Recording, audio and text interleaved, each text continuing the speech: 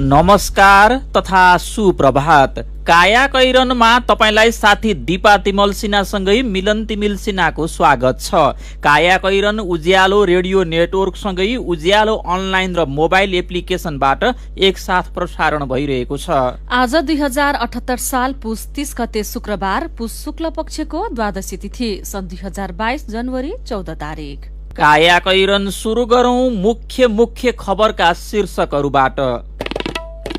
अर्थतन्त्र अहिलेसम्मकै उच्च घाटामा, मूल्य वृद्धि 5 वर्ष यताकै धेरै, रेमिट्यान्स लगातार घट्दो, आर्थिक स्थायित्व कायम गर्ने र आर्थिक क्रियाकलापलाई निरन्तरता दिनुपर्ने चुनौती, नीति निर्माता थप जिम्मेवार हुनुपर्ने।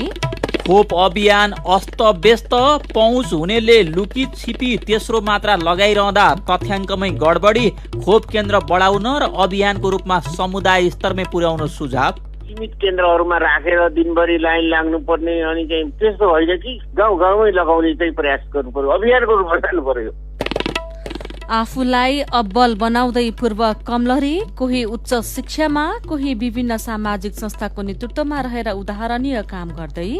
अफगानिस्तानमा वित्तीय संकट बीच 50% कारखानामा काम अवरुद्ध, बैंकिङ समस्यासँगै कच्चा पदार्थ र बिजुलीको अभाव।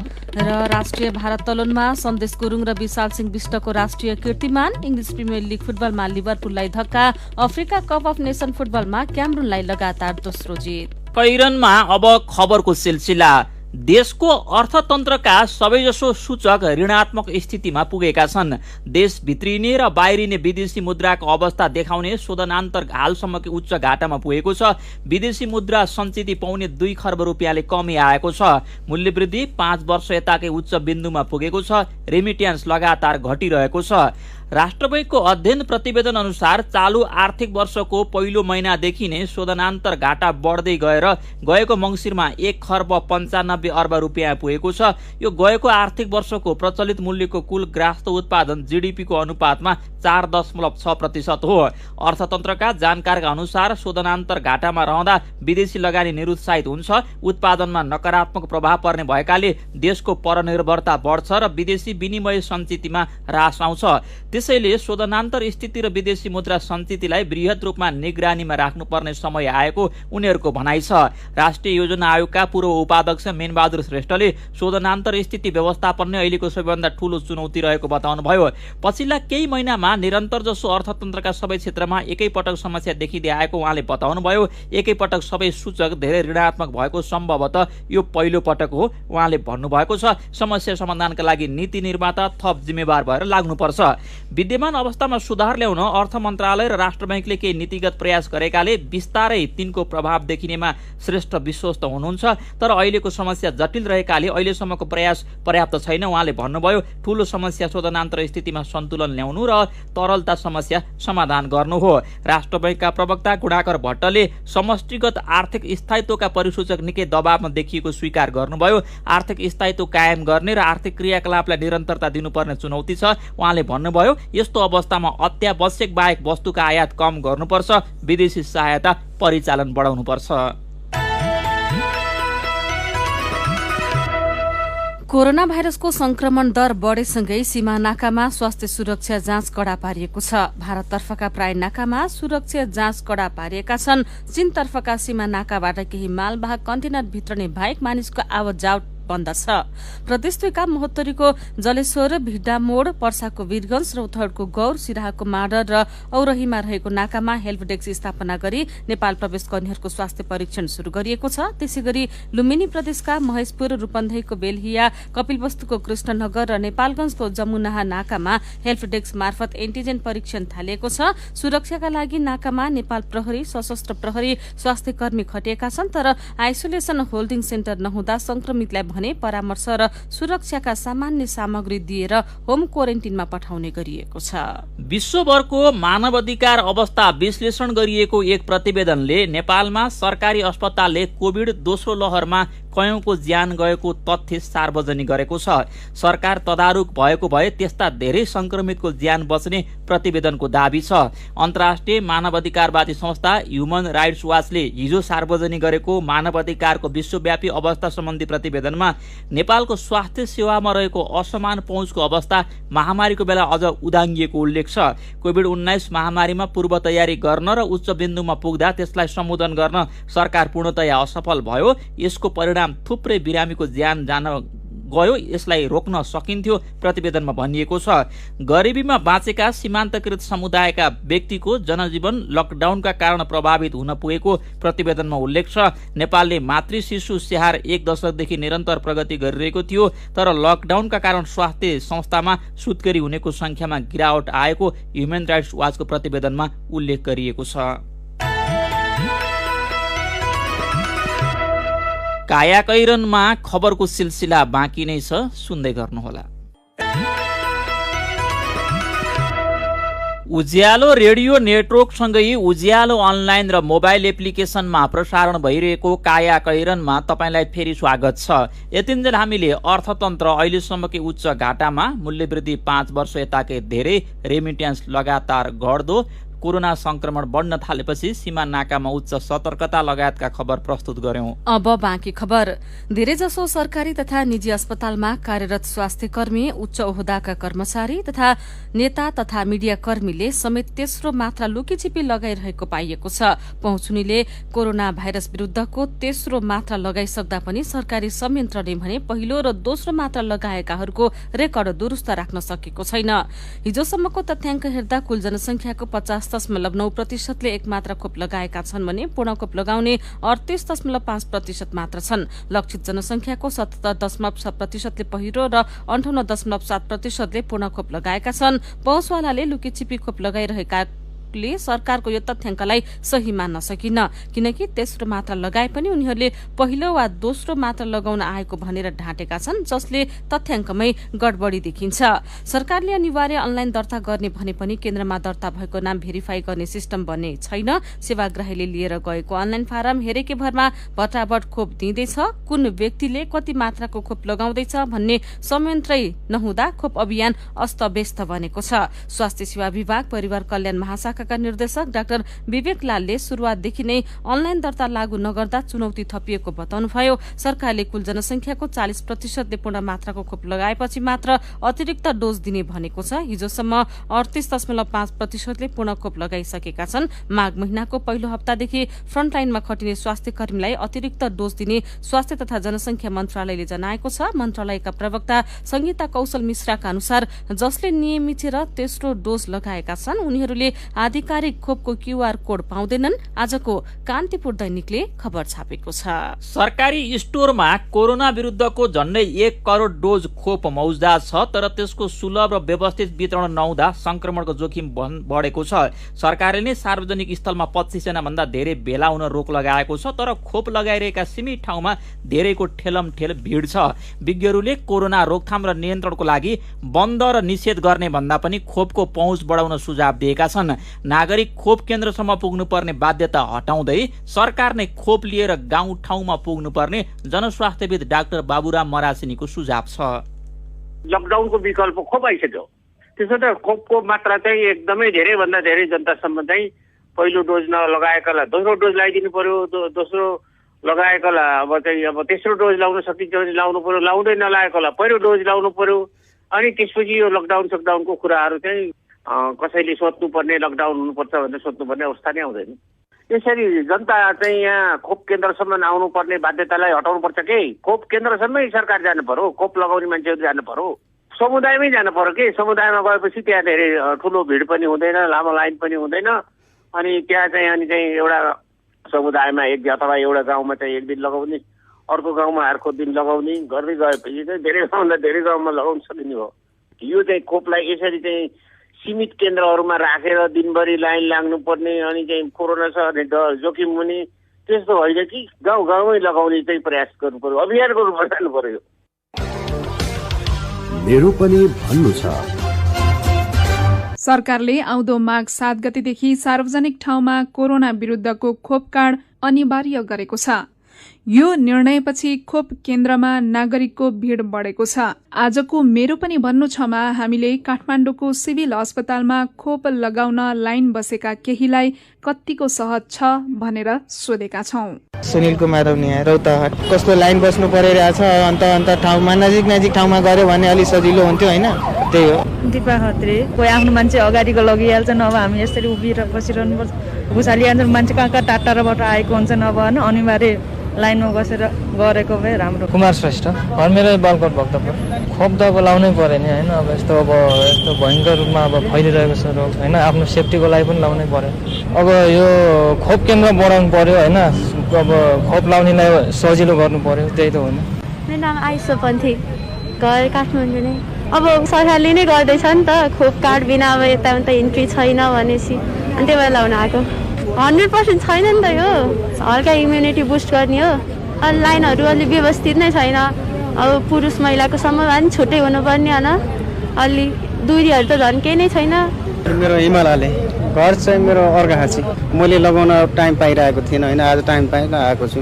आज भन्नु त भोलि पर्सि एक दिन त लगाउनै थियो, त्यो लाइनमा बसिएछ यति हो कि हामीलाई त्यही वेट गर्नु परिरहेछ। टाइम होला नि त होइन, जबसम्म टाइम छ तबसम्म चाहिँ हामी वेट गर्न सक्छौँ आफ्नो स्वास्थ्यको लागि। मेरो गीता खड्का। डिस्टेन्स आफैले मेन्टेन गरे नि भयो, आफैबाट सुरुवात गर्ने होइन। आधा घन्टा भयो, त्यही पनि नबस्नु भनिराख्नु भएको थियो सेक्युरिटी गार्डहरू त, त्यही पनि अब पाइहाल्छ कि भनेर बस्या हो। दिपेश साउद, कञ्चनपुर। कोभिड जस्तो एकदमै महामारी रोगलाई अलि नलागोस् अलि भनेर 2 बजे आएको, त्यहाँदेखि होटलदेखि छुट्टीमा आएर त्यहाँदेखि लाइनमै लागेका छौँ, यहाँको लाइनमै छौँ अहिलेसम्म। त्यो कोभिड यो भ्याक्सिन लगाउनुपर्छ भन्ने चाहिँ राम्रो लाग्यो, अनि यसरी लाइनमा लागेर गर्नु भने एकदमै त्यो त नराम्रो लाग्यो। सकिन्छ भने टोलमा या चोकमा यसरी गएर स्थानीय ठाउँमा गएर लगाइदिएपछि झन् बेटर हुन्छ भन्ने, किनकि त्यसले गर्दाखेरि अरूलाई पनि सङ्क्रमित नहोस्, कोभिड नलागोस्। मेरो पनि भन्नु छ। कायाकैरनमा खबरको सिलसिलासँगै कार्टुन पनि बाँकी नै छ, सुन्दै गर्नुहोला। सीधा कुरा प्रष्ट विचार काठमाडौँमा 90 मेगाहर्ज उज्यालो रेडियो नेटवर्क मार्फत देशभरिका विभिन्न एफएम स्टेशन तथा उज्यालो अनलाइन र मोबाइल एप्लिकेशनमा प्रसारण भइरहेको कायाकैरनमा तपाईलाई फेरि स्वागत छ। अब बाँकी खबर। पहिले हरेक माघीमा कमलरी राख्ने र पुरानो ठाउँमा नवीकरण गर्ने विषयमा छलफल हुन्थ्यो। थारू बालिकाहरूका लागि भने यो दासताको पर्व थियो। कमलरी मुक्ति आन्दोलनको उपलब्धि स्वरूप सरकारले 2070 साल असार 13 गते देशलाई कमलरी मुक्त घोषणा गर्यो। त्यसपछि खुल्लम खुला कमलरी राख्ने चलनको अन्त्य भएको छ। अहिलेसम्म दाङ, बाँके, बर्दिया, कैलाली र कञ्चनपुरमा 12,850 कमलरी मुक्त भएको मन्सकी केन्द्रीय सचिव निर्मला चौधरीले बताउनु भएको छ। तीमध्ये 1,533 जना विभिन्न तहमा अध्ययनरत छन्, 10 जना त स्नातकोत्तर पढिरहेका छन्। तिनीहरू अरूका लागि हौसला र प्रेरणा बनेका छन्। उहाँले भन्नुभएको छ, कुनै बेला अरूको घरमा बधुवा मजदुर भएका बालिकाहरू अहिले उच्च शिक्षामा छन्। छोरीहरूले अवसर पाए भने समाजको अगुवाई गर्न सक्छन् भनेर प्रमाणित गरेका छन्। उहाँले भन्नुभएको छ, कमलरी जीवनबाट मुक्त भएपछि हरेक बालिकाको भविष्य सुरक्षित भएको छ। घरवास र अभिभावकविहीन 192 बालिका छात्रावासमा बसेर अध्ययन गरिरहेका छन्। कमलरी मुक्त भएपछि धेरैजसो बालिका सहकारीमा आबद्ध भएर विभिन्न आर्थिक गतिविधि सञ्चालन गरिरहेका छन्। कुनै बेला आर्थिक अभावकै कारण अरूको घरमा कमलरी बस्न बाध्य बालिका अहिले आफै विभिन्न आर्थिक गतिविधि सञ्चालन गरेर सहकारीमा बचत गर्न सक्ने भएका मन्सकी संस्थापक केन्द्रीय अध्यक्ष मन्जिता चौधरीले बताउनु भएको छ। पहिले बधुवा मजदुर भएकाहरू अहिले उच्च शिक्षामा छन् भने कोहीले विभिन्न सामाजिक संस्थाको नेतृत्वमा रहेर उदाहरणीय काम गर्दैछन्। आजको कान्तिपुर दैनिकले खबर छापेको छ। कायाकैरनमा अब विदेशको खबर। आर्थिक संकटका कारण अफगानिस्तानका झण्डै 50% कारखानामा काम अवरुद्ध भएको छ। गएको वर्षको अगस्तमा तालिबान शासन स्थापना भएपछि नियमित सेवा अवरुद्ध भएको त्यहाँ सार्वजनिक भएको प्रतिवेदनलाई उद्धृत गर्दै स्थानीय सञ्चार माध्यमले जनाएका छन्। ती कारखानाहरूले बैंकिङ समस्या र कच्चा पदार्थको अभावका साथै बजारको माग घटेका कारण काम गर्न बन्द गरेका बताएका छन्। त्यहाँको चेम्बर अफ इन्डस्ट्रिज एन्ड माइनका अधिकारी मोहम्मद करिम अजिमीले बजार, बैंकिङ समस्या र बिजुलीको समस्या लगायतका भएका कारण माग घट्दा 40 देखि 50% गतिविधि रोकिएको बताउनुभयो। कारखाना केही सञ्चालकले आफ्नो व्यवसायिक गतिविधि सञ्चालन गर्न बिजुलीको अभाव भएको बताएका छन्।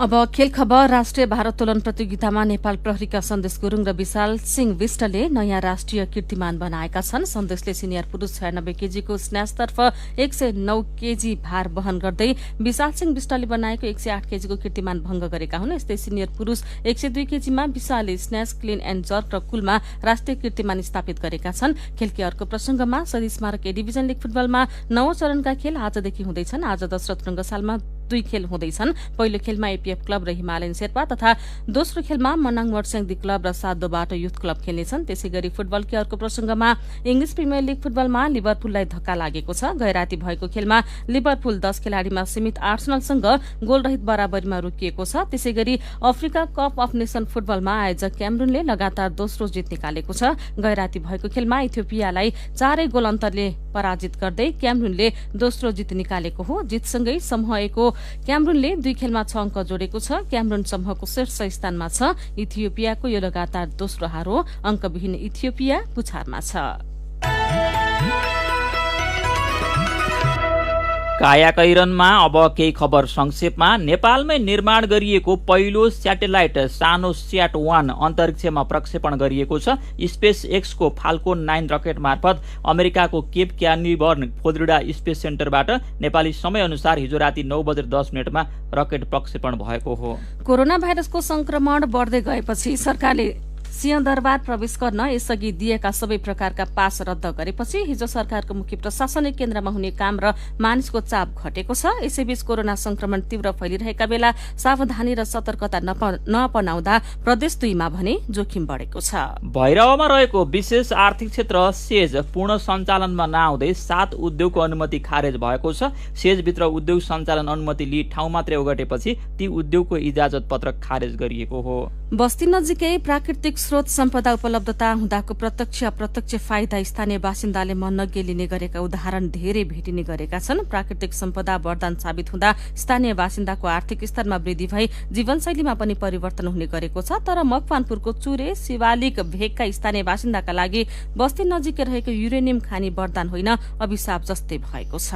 र संघीय राजधानीमा 8 दिन पुस 11 देखि 18 गतेसम्म चलेको 8औं राष्ट्रिय महाधिवेशनले अध्यक्ष छानेको 2 हप्ता हुन लाग्दा पनि माओवादी केन्द्रमा अरू पदाधिकारीको टुङ्गो लाग्न सकेको छैन।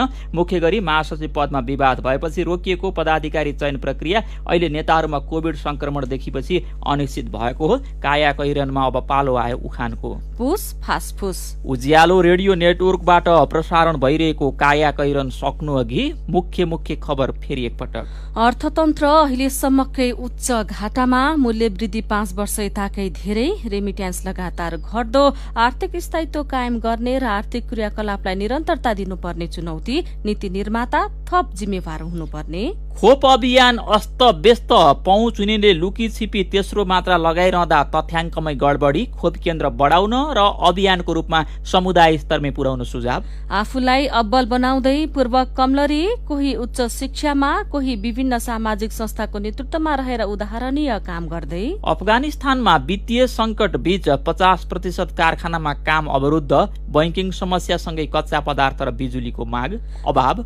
र राष्ट्रिय भारोत्तोलनमा सन्देश गुरुङ र विशाल सिंह विष्टको राष्ट्रिय कीर्तिमान, इंग्लिश प्रिमियर लीग फुटबलमा लिभरपुललाई धक्का, अफ्रिका कप अफ नेशन फुटबलमा क्यामरूनलाई लगातार दोस्रो जित। अब कार्टुन। आज हामीले कार्टुन लिएका छौं। उत्तम नेपालले बनाउनु भएको कुरी शीर्षकको कोरोना संक्रमण फेरि बढ्न थालेपछि थपिँदो त्राससँग यो कार्टुन सम्बन्धित छ। हिजो आज कसैले खोक्यो भने र हाछ्युङ गर्यो भने पनि डर मान्नुपर्ने अवस्था छ। यहाँ कार्टुनमा 2 जना मान्छे आम्ने सामने भएर उभिएका छन्। त्यही बेला एउटालाई खोकी लागेछ अनि अर्को मान्छे भन्दैछ, यस्तो महामारीमा पनि चेता आएन है, अर्काको अगाडि ख्वाङ ख्वाङ खोक्ने, हाछ्युङ गर्ने। आजको कायाकैरन सकिएको छ। कायाकैरनबाट प्राविधिक साथी प्रवीण श्रेष्ठसँगै हामी पनि बिदा माग्छौं। कायाकैरन सुन्नु भएकोमा तपाईलाई धन्यवाद। उज्यालो मोबाइल र अनलाइनमा प्रसारण भइरहेका रेडियो र अनलाइनका सामग्री भाइबरमा पनि उपलब्ध छन्। कोरोना विरुद्धको खोप लगाए पनि मास्क लगाउन र भौतिक दूरी कायम राख्न नबिर्सौं। नमस्कार।